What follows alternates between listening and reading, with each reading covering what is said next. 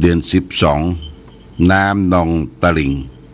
พวกเราชายหญิงวิ่งกันไปลอยกระทงสิ้นเดือนนี้ก็เป็นการต้อนรับเดือนยี่เป่ง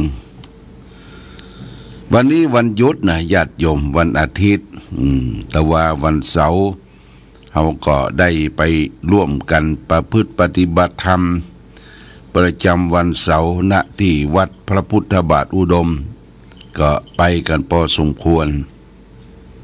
วันนี้วันอาทิตย์ก็งานทางเข้าสลักกพัดก็มีวัดหนึ่งอยู่ในเขตอำเภอแม่อายก็คือวัดรัตนวาสหนองเต็งหลวงพ่อก็จะได้ไปเยี่ยมไปเยียนวัดรัตนวาสหนองเต็งวันนี้ก็จะได้นำสาระธรรมะนำมาฝากคือเป็นข้อคิดสะกิดเตือนใจแก่ญาติโยมที่จะได้น้อมนำไปประพฤติปฏิบัติในชีวิตประจำวันของเราและท่านทั้งหลายวันนี้จะเอาภาษิตมาฝากคือแก่ศรัทธาญาติโยมวันนี้เอาเรื่องธรรมะ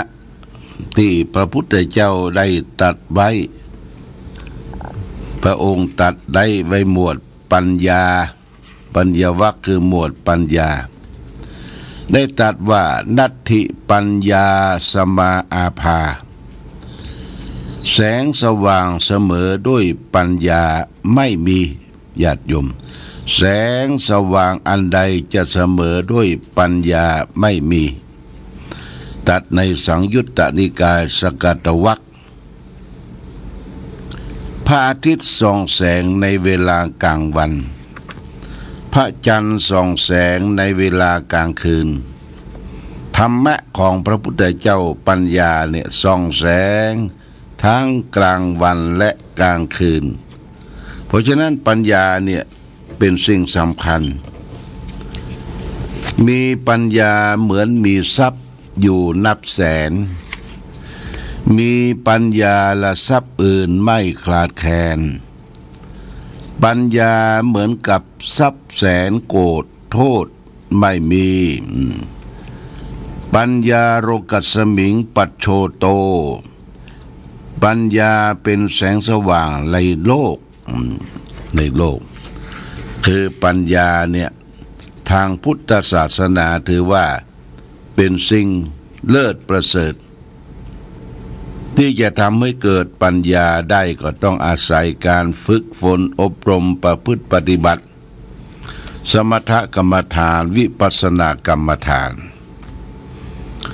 สมถกรรมฐานนั่นคือปฏิบัติกรรมฐานเบื้องต้นเพื่อเป็นอุบายให้ใจสงบนี่คือใจมีสมาธิมีความตั้งมั่นของจิตใจทั้งอัปปนาสมาธิและวิปัสสนาญาณสมาธิที่เกิดขึ้นในเบื้องต้นนั้นเมื่อใจสงบแล้วเขาก็ยกจิตใจที่สงบนั่นขึ้นเป็นวิปัสสนารู้แจ้งเห็นจริงในกองทุกข์รู้แจ้งเห็นจริงในกองสังขารคำว่ารู้แจ้งเห็นจริงในกองสังขารคือร่างกายและจิตใจของเราเนี่ยเป็นว่าสังขารร่างกายซึ่งประกอบด้วยธาตุสี่ธาตุดินธาตุน้ำธาตุไฟธาตุลมจิตใจซึ่งประกอบด้วยเวทนาสัญญาสังขารและวิญญาณธาตุสี่ในตนตัวเฮาเนี่ยธาตุอันใดมีลักษณะเข้มแข็งเรียกว่าเป็นปฐวีธาตุคือธาตุดินมีตั้งแต่ผมขนเล็บฟันหนังเนื้อเอ็นเยื่อในกระดูกม้ามหัวใจตับพังผืดไส้ใหญ่ไส้น้อยอาหารใหม่อาหารเก่าเหล่านี้เป็นปฐวีธาตุ คือของแข็งเป็นธาตุดินส่วนธาตุน้ำคืออาโปธาตุคือธาตุน้ำอยู่ในตนตัวเราเช่นเดียวกันอาโปธาตุสิ่งที่เป็นของเหลวทั้งหมดในตนตัวตั้งแต่ดีเสเลดหนองเลือดเหงื่อมันข้นเปรี้ยวมันน้ำลายน้ำมูดไขข้อมุดตรงนี้เป็นอาโปธาตุคือธาตุน้ำเตโชธาตุคือธาตุไฟ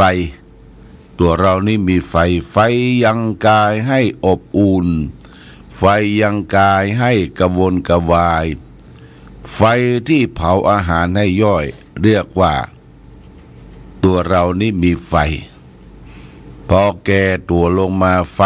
ก็จะเหลือน้อยเรียกว่าไฟน้อยไฟใกล้จะหมดไฟอ่อนไฟบ่แรงแล้วนะเนี่ยยังบักกระซับกระเสงเนี่ยยังเชื่องช้าเพราะมันเกี่ยวกับไฟในตนตัวเราธาตุสุดท้ายก็คือธาตุลมลมพัดขึ้นเบื้องบนลมพัดลมเบื้องต่ำลมในท้องลมในไส้ลมพัดไปตามตัวลมหายใจนี่ว่าธาตุลมธาตุดินธาตุน้ำธาตุไฟธาตุลมอยู่ในตนตัวเฮานี้ธาตุที่สำคัญก็คือธาตุลมหมดลมหมดเรื่องมีลมมีเรื่องญาติโยมเพราะฉะนั้นลมนี่สำคัญการไปฝึกประพฤติปฏิบัติศีลธรรมกรรมฐานเปิ้นจะกำหนดเอาลมเนี่ยมันเป็นเครื่องกำหนดพิจารณาลมหายใจเข้าออกหายใจเข้ารู้หายใจออกรู้3 หนและ7 หน100 หนและ1,000 หนด้วยความไม่ประมาทเพื่อจะฝึกใจให้ลมหายใจเฮานี่เย็นนะให้มันสงบเย็นถ้าใจบ่สงบใจเย็นใจบ่เย็นเนี่ยเช่นว่าเฮาบ่นิ่งเฮาเกิดอย่างกระทบทางจิตทางใจมักจะหายใจฟืดฟาดเหมือนกับอย่างงัวสวกญาติโยมตั้งดังพืดเหมือนกับงัวสวกเพราะฉะนั้นจะต้องฝึกให้ใจให้ลมเฮาสงบเย็นลมหายใจเข้าเย็นหายใจออกเย็นฝึกลมปราณอันนี้ก็คือการได้ฝึกเฮาโชคดียังมีชีวิตยังมีลมหายใจตื่นขึ้นมาก็มีความรู้สึกมีลมหายใจอยู่มันบ่รวดไปทางใดเตื้อ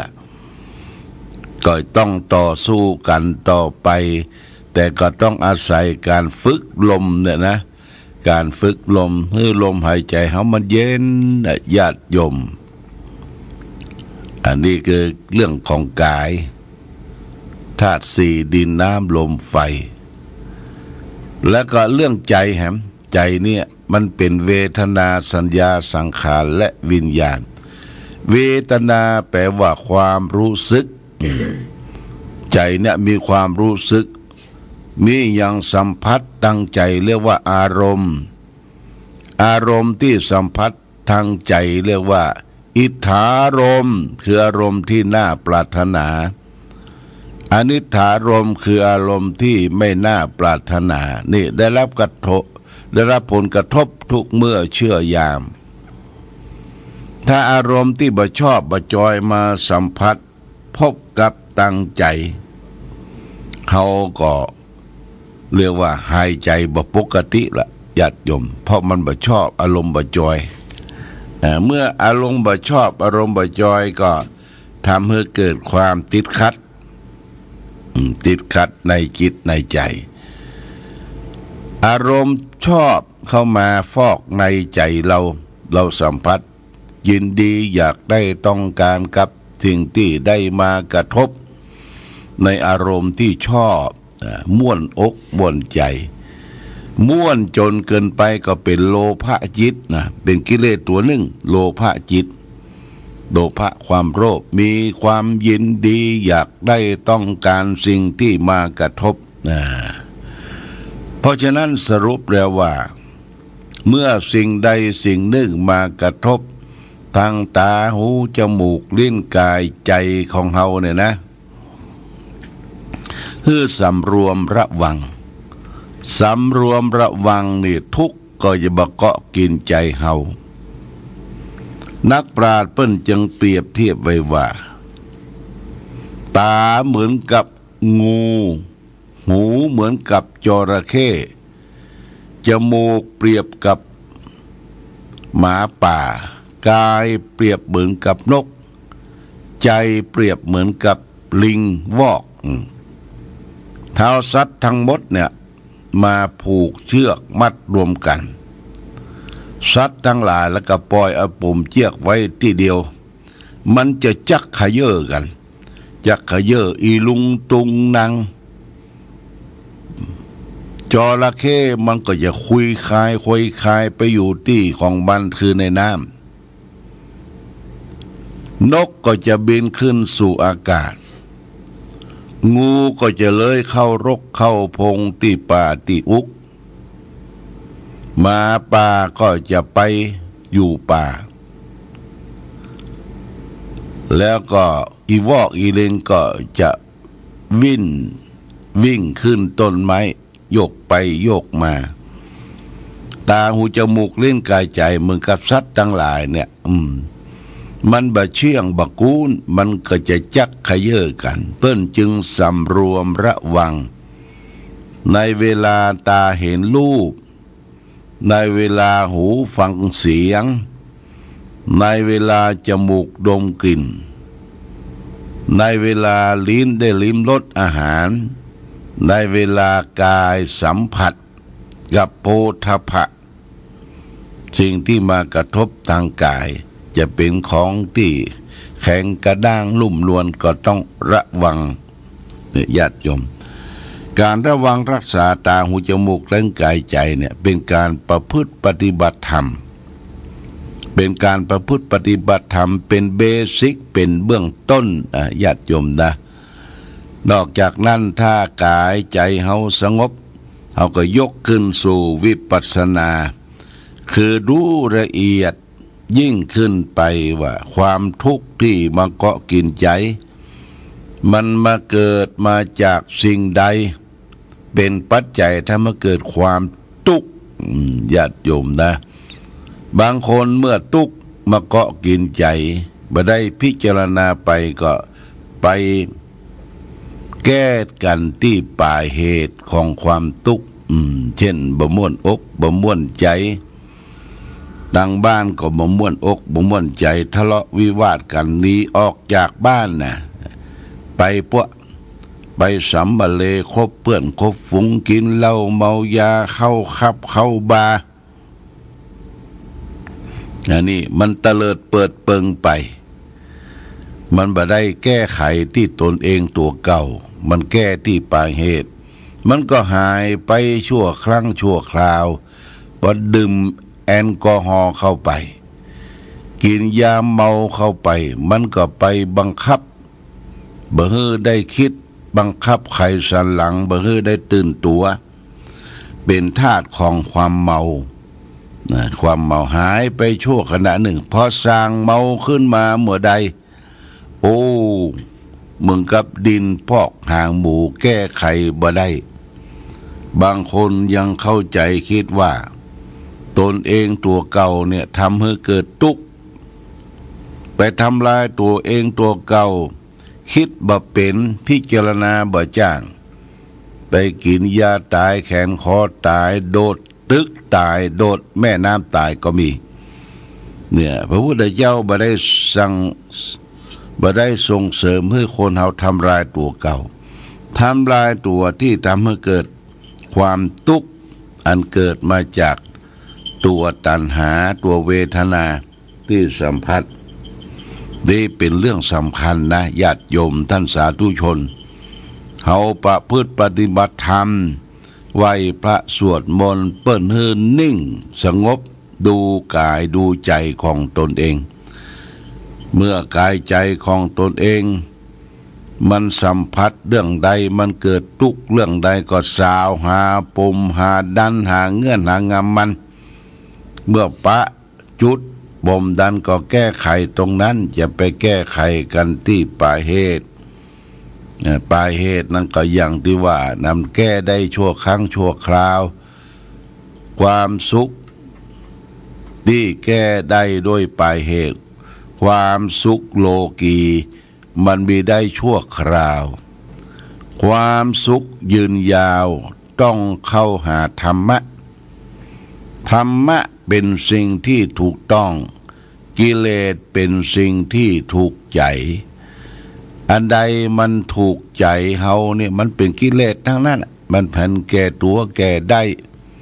อันใดที่มันถูกต้องนี่เฮาก็ถือว่าเป็นธรรมะอันนี้ฝากไว้เป็นหลักคิดหรือแก่ญาติโยมท่านสาธุชนทั้งหลายวันนี้ได้มาพบญาติโยม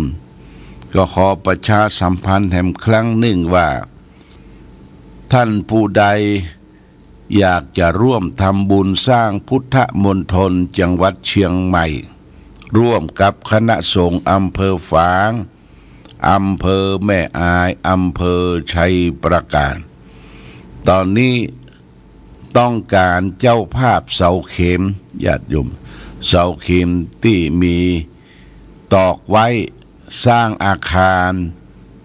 องค์พระนอนสร้างอาคารรองรับองค์พระเจดีย์พุทธมณฑลจังหวัดเชียงใหม่ที่ตำบลกุสินาราเนี่ยตำบลกุสินาราเสาเข็มมีทั้งหมด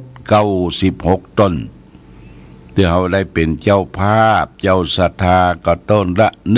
12,000 บาทญาติโยมมีโอกาสเป็นเจ้าภาพ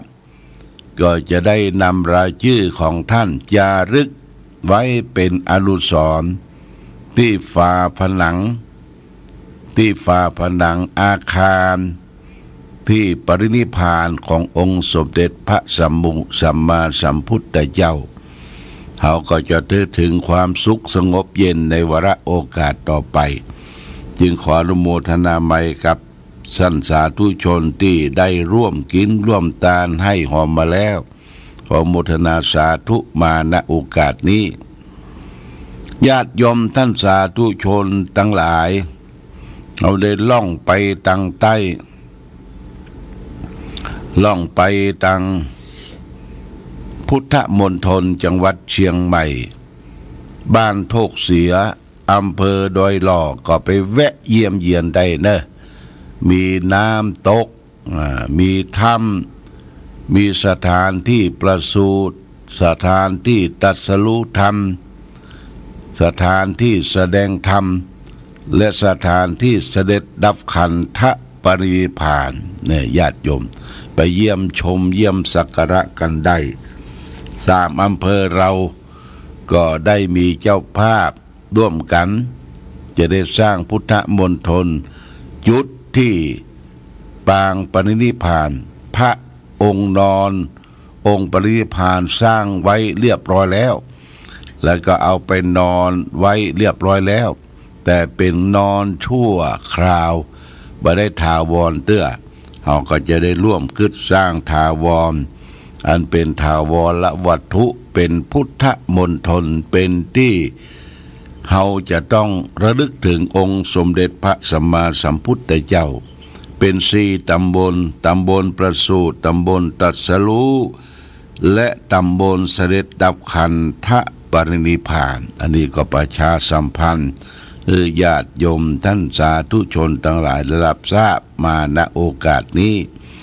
วันนี้รายการธรรมะประทีปส่องต่างได้มาพบ